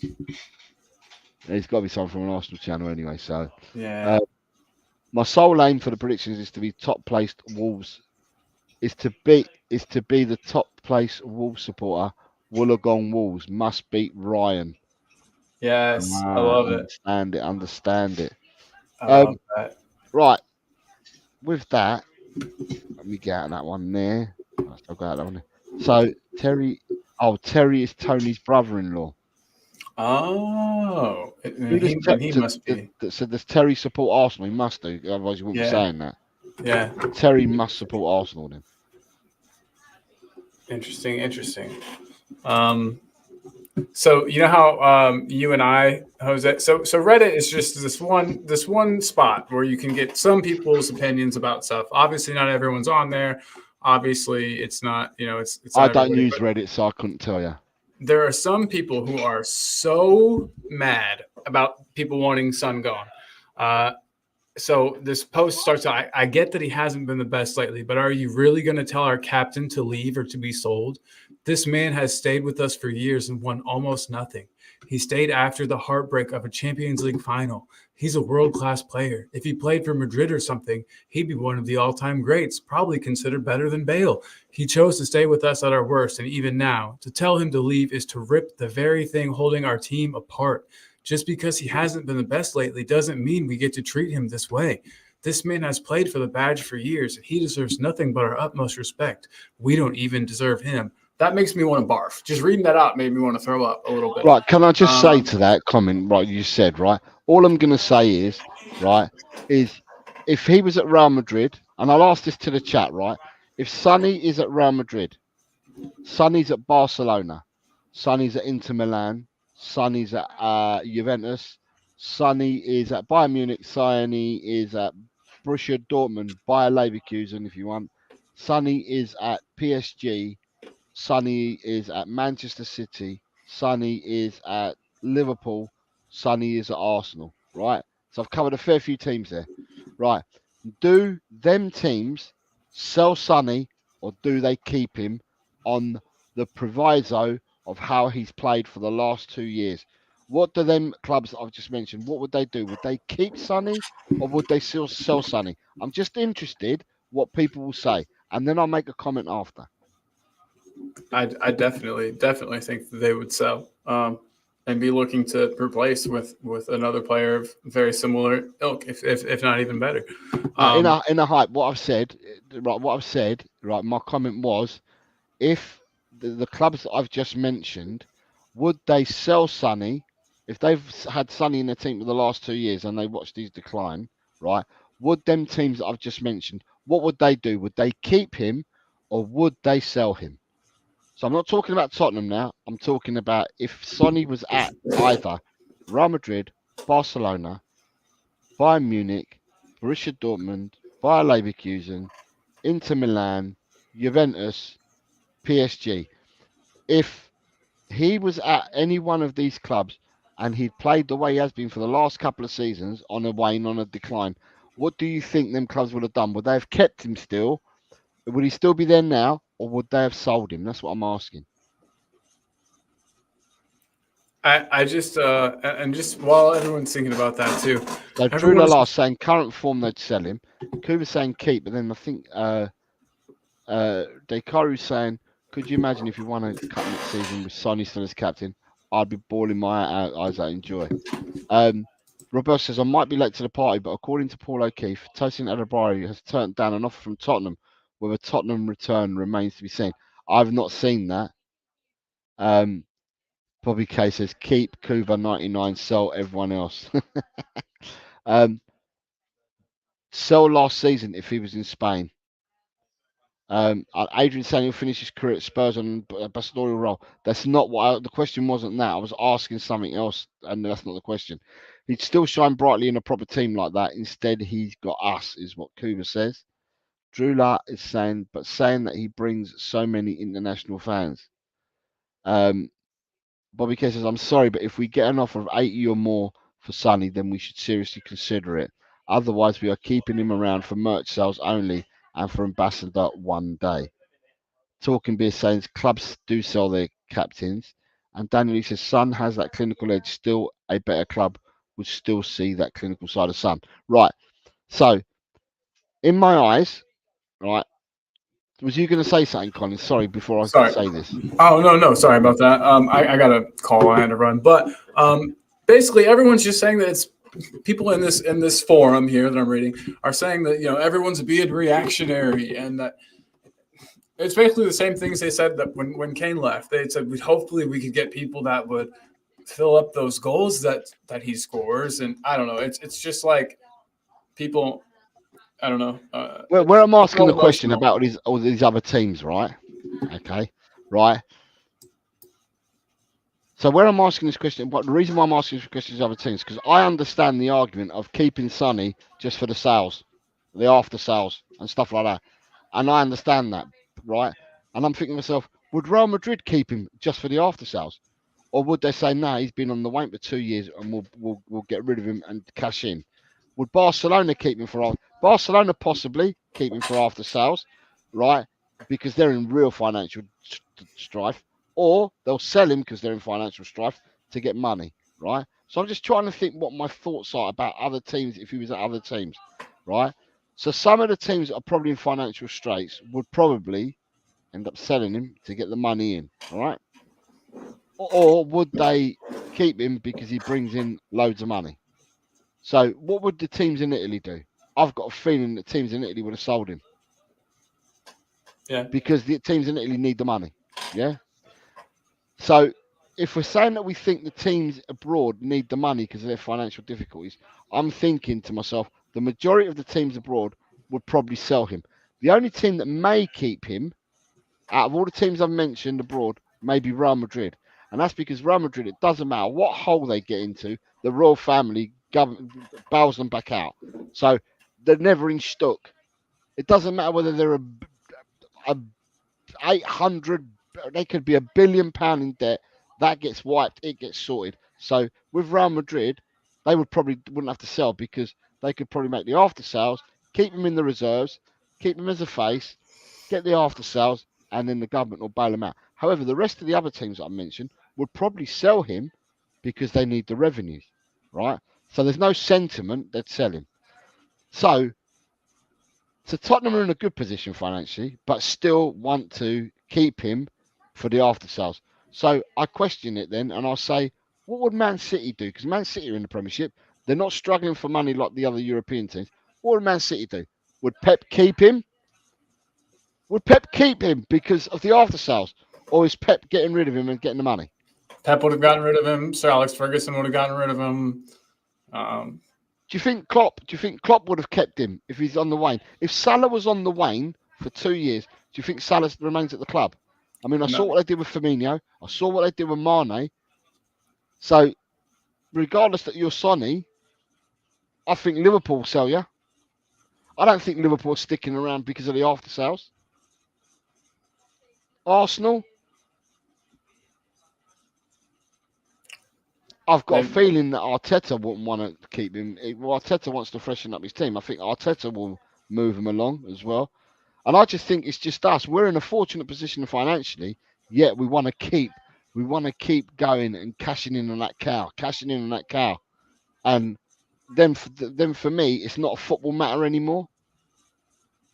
Because if you're looking at a footballing reason, then it makes absolute sense. If you're going to get big money from this now, you cash in on him now if you're going to get big money on a footballing sense. But on a sentimental sense, because we're a sentimental old team, then let's just keep him. Even if he doesn't get in the team next year, even if he plays a lot less game time and that, let's keep him. Because do you know what? Loads of South Korean fans will come and watch Tottenham Hotspur play football. So sometimes, right, think about, as a fan base, think about what we're saying. So they're taking away all these concessions from the older people because they want the new fan to come along. Well, your captain at the moment is proving their point on the new fan. Because your captain being there, they'll keep him there, not for footballing sentiments, but for sentiments that you'll bring money into the club for revenue, for supporters that come in. And then that's your supporters, if you like, that are not the homegrown that have been supporting the club for 60, 70 years or through 3-4 generations of their family. And now they're taking away your concessions. So sometimes you've got to be careful. That's all I'm going to say. Sometimes you need to be really careful. Absolutely. But anyway. Absolutely. That was just something I saw, and I just hated the way we don't deserve him. We don't even. I don't know that. I understand. I guess where people are coming from with shit like that, but it just embarrasses me, and it's so defeatist and embarrassing and embarrassing. I don't know. I don't really have any other words to say. Dekari's saying teams like Real Madrid are bigger than a player, they'd sell him. In a hype, as then after hearing what I said afterwards, in a hype says they'd have sold him 2 years ago. So these teams in Europe, this is a similar previous keep or sell Kane scenario is what Adrian's saying. Yeah. Daniel, even though I'm 50-50 on selling Son, he's the only clinical player we've got an entire squad. We would definitely have to buy with the money we got from them for sure. Tony saying, I will contact you guys regarding doing the show together. Thank you, Tony. Be good. We are both on X. And our channel names are what you can find us on X. And that's how we get people's numbers and end up adding each other so we can arrange shows and that. So that would be good. That's the only reason why I use X. I don't know, Colin. I can tell you me. I only use X for that. I don't use it. I don't post stuff on there and that. So, yeah. Yeah. Yeah, I used to, but I don't really have the time anymore. If you did have the time, would you mess around on X? No, it's kind of a cesspool. Okay. Yeah. I'm just asking because you said I don't do it anymore because I don't have the time. So I'm just thinking, so if you had the time, would you do it? No, it's just people, jerking themselves off about how smart they are, and I don't know. It's annoying. But yeah. You've got Nick saying that if we can get at least 80 million for Son, if we can't get at least 80 million for Son, then keep him.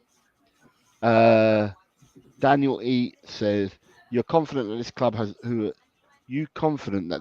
who has not made a great winger or forward signing since Son himself in 2015 can get another clinical player to replace Son." Right. So, I'm right, Dan. Tell me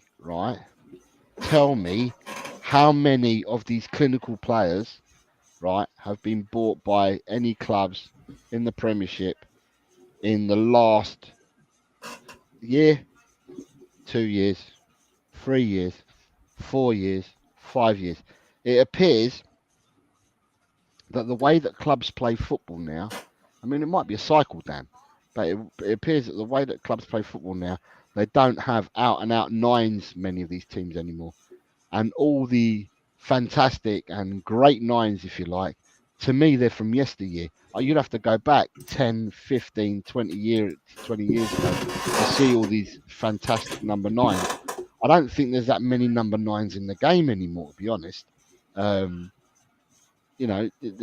very few that you can actually call nines out there at the moment. So the fact that we bought Sonny wasn't a nine, so to speak, when we bought him. Sonny was a wide forward in the team that we bought him from Germany, and he's a wide. For me, he still remains as a wide forward.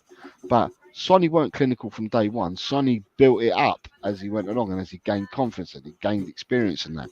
So there are not many clubs out there that I can say can go out and get a clinical player. I think the last one that I can think of is Man City 2 years ago when they went and got Haaland. They went and got Haaland. He's clinical. Anyone else who's gone into the Premiership for me ain't clinical, so to speak. Not to the levels that Haaland is. Haaland was doing it before he came here, and he's been doing it since. Isak may become that clinical player. It's his first season. He wasn't clinical everywhere else he's been at, but in his first season he ain't done badly. But to be clinical for me, you need to do it season in, season out, and for that, I'd say there were many more players or more clinical as nines and as forwards many, many years ago than what there is now. I think the amount of players that play in that position or in the nine that are clinical now, I think it's gone downhill. I think people are more about midfielders and defenders now, are more important to them than what strikers are. I don't know why, but the game seems to change. It seems to go through cycles. But yeah, so that's my opinion. I don't know whether Colin shares that or he's got a different one, but that's what my thoughts are on it. Yeah, I mean, we would definitely. I think our recruitment is. Do we need a direct replacement for Sonny in this system? Yeah. I don't know. I do agree with what you're saying, Jose. There's tons of super duper clinical strikers just in existence right now. Didn't Chelsea just brought in Nicholas Jackson, who's showing that he can score some goals. But Nicholas Jackson's a wide forward. He's not a centre forward. He's only been playing in that position because of the injuries that had. Nwanku, the guy they bought from now, he is a proper footballer. For me, he is a superb footballer, but he's been injured all season. But he's a 10. He plays off a striker. He's not even a 9. He plays off a striker. Chelsea need a 9. If Chelsea, I'm going to write. I might be wrong here. Chelsea, if they're going to play a system that needs a 9, then they need to go and get themselves a 9. Otherwise, Chelsea can play with Madueke. They can play like they are now with wide forwards, 3 interchanging forwards. And they could use Palmer, Madueke, Mudryk. It's different. They haven't got an out-and-out 9. Even Nkunku, who's better, I believe he's better than Jackson. But he's not as fast as Jackson, but he's better than Jackson as a footballer. But he's not an out-and-out 9 either. And I think Nkunku, barring injury, if he comes back injury free, he'll score goals. He's clinical for me. He's a guy. He's a youngster they brought out of Germany. I thought he was an excellent player. And then you've got in a hype saying, me personally, I'll take the money, clear the massive wage off the bill, and buy Hwang. But then Ryan G says, don't think Spurs fans would take Hwang as a replacement for Son. Johnny Beth Green says, nice one. I don't mind a bit of West Ham. Daniel Lee saying, I've got a point there in what I just said. And Dekaru is saying, lots of people in the chat, please hit the likes. Takes no effort, but it helps. It certainly does. It certainly does. Right. Anything else you wanted to talk about, Cole? Honestly, I haven't had enough time today to look at anything. I like I said, I woke up so early, went to the dang dentist. All good news at the dentist, though, by the way. So that's nice, I guess. Fantastic. Yeah, no cavities. And then, I haven't really had time to read much. So I was just trying to go through some headlines and things and see if there was anything that that was surprising to me. But no, nothing great. Right. So with that being said, then I'm going to tie up the show. Then, Cole, we haven't got much more to talk about. And what I'm going to say is, Colin, when is Talk and Ball next on, sir? Later today, I'm going to take a nap because there's no times. No times. Just hit the notification bell on Talk and Ball. He will have a members show, and it's going to be. I would suggest it's going to be in a fair few hours, maybe 4 hours plus. It will be on because he needs to take a nap because he's been working all night. So, yeah, for people here in the UK, 10 o'clock in the evening onwards, you're likely to see, or 10 o'clock onwards, from some time there onwards, you're likely to see Colin. For people in Australia and Southeast Asia, you know that's going to be your early morning. It's going to be in the afternoon for you guys in North America. But Colin will be on then. And then tomorrow, Cole, you're back on at 4 o'clock. Yes, sir. Okay. Yes, sir. Yep. Hit the notification bell for Talk and Ball. So Talk and Ball will have a member show tonight, and Colin will also have a show tomorrow at 4 o'clock. And hey, everybody, I'm going to put something in my community section of Talk and Ball, but I'm going to be asking for player recommendations for Keeper West Ham. But I don't need like 3. I'm going to give you a position, and I'm just going to ask people to put in players. They can be past, present. But yeah, and I'm going to start with left backs. So I'm going to be putting that into my community section. Just want you guys' input. Thought it'd make things more fun if I got some community interaction with that game. So yeah. Talking beer, how long is your practice for your youngest for? So Nick saying he's got practice with his youngest at 6:30 his time. So I'm just asking him how long the practice is going to go on for, because yeah. And how long? One thing I've noticed before 6:30 do you have to go? What I've noticed is your young man Jacob has been doing wet wipe shows like a really late hours of the night in America. I actually caught it at the very beginning on my way to the dentist today. So therefore, there's a big void at the moment in the North American shows. So it doesn't really matter what time you guys go on at, because there's a big void there, because Jacob's not streaming at the moment because he's doing them even later. Later your time, but early for my time. Yeah. So he's doing them at 2:30, 3:30 in the morning his time. So you guys can go. Talking Beer saying that he's got to go have practice at 6:30 with his youngest, and he's going to be 2 hours probably. What time do you have? Real quick, last question. I know that I keep asking you questions, Nick, but what time do you leave? Oh, cool. He can jump on at the facility too. Sweet. You'll be good to go then, man. We'll definitely get you on. I'm not sure how long I'm going to nap. You guys know. Well, if you guys know me, I don't sleep very well, so I'm going to try. We'll see how that goes, and then Colin is not coming any earlier than in 4 hours. No earlier than 4 hours. So I'm telling you that now. You're going to be no earlier than 4 hours. So a minimum of 10 o'clock tonight, European time or English time. Just hit the notification bell, and it will tell you when Colin's coming on. All right. And we have like a million members now, thanks to the generosity of David, Shear, and Alan. Gifting 15 memberships out yesterday. So we should have pretty much everybody should be a member. So I hope to see lots of people there. So that's today and tomorrow. So tonight for Colin, and today I'm going to say today and tonight for Colin, and for tomorrow 4 o'clock show for Colin and Talk and Ball, and then tomorrow I'm yet to wait. I'm waiting to hear back from Ellie to see whether she's doing her 11 o'clock show with Chang tomorrow morning. If she is, then hit the notification bell. It means that LTL Cockerel will be on at 11 o'clock tomorrow morning, and following that, it will be the 4 o'clock prediction show on Predictions. Thursday. And then if Ellie's still doing it on Friday, she'll do an 11 o'clock in the morning show on Friday.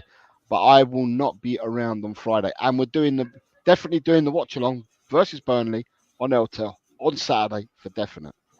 Yes, sir. And I may or may not do a 4 o'clock show on Friday. I might take the day off. Not sure yet, but we will see. Yeah. Well, you know what? You're entitled to a day off. Health, man. You just got to remember that all the time. Health comes first. This can all wait. Health comes first. This can all wait. Yeah. Yeah. So you make sure you're rested.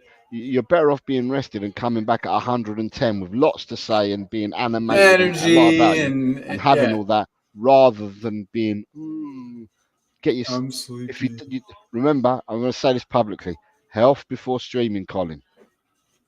I got you for sure. Yeah. Right. To everybody else in the chat, thank you for joining us today. It's back there again. The predictions games for this week will take place on Thursday. The show will be on Thursdays. I'm not around on Friday. And we would love you all to be with us on Thursday. In the meantime, please tune in to Colin's members show tonight on Talk and Ball. I'm and excited. Also tune in to Colin tomorrow at 4 o'clock for his normal show. And if hit the notification bell on LTL. If Ellie is doing a show tomorrow, it'll be tomorrow at 11 a.m. But I'm not sure because I've not heard from her. Yeah. I haven't So, either. without further ado, that's it from us. So thank you, everybody. And I end the show with, as always, it's come on, you Spurs. In Ange, we trust. Be good.